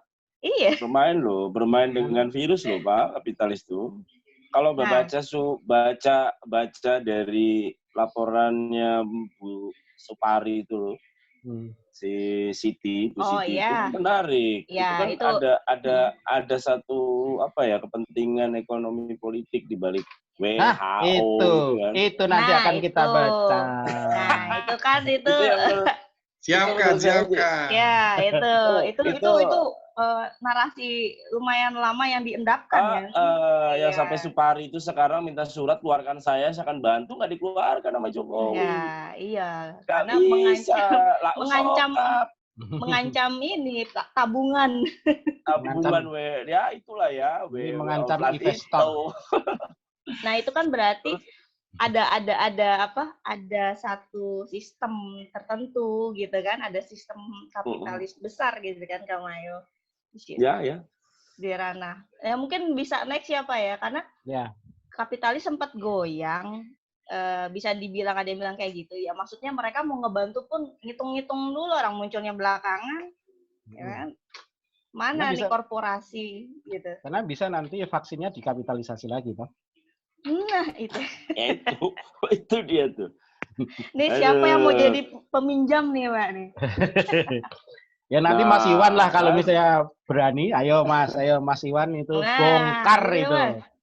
Tadi yang mengeluarkan ide mengenai perbedaan kelas dan sakit corona, ya sudahlah itu aja lah sekalian.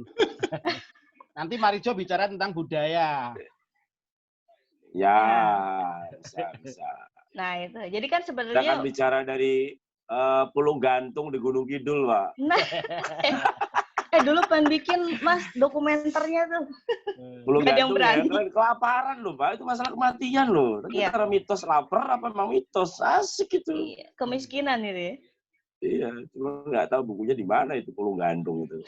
Nantilah gampang. Iya, itu seru. Nah, mungkin next Mas Iwan kalau masih berkenan.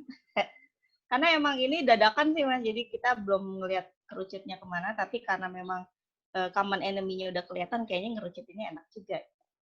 Kalau kita ngomong sistem kelas, gitu kan, kapitalis, itu benar nggak sih kapitalis sempat kena runtuhan, bukan runtuh ya, kena terdampak COVID juga, gitu. Karena kalau melihat, kalau kayak tsunami gitu, ketika tsunami, kapitalis itu cepet banget kan, geraknya, tak, gitu.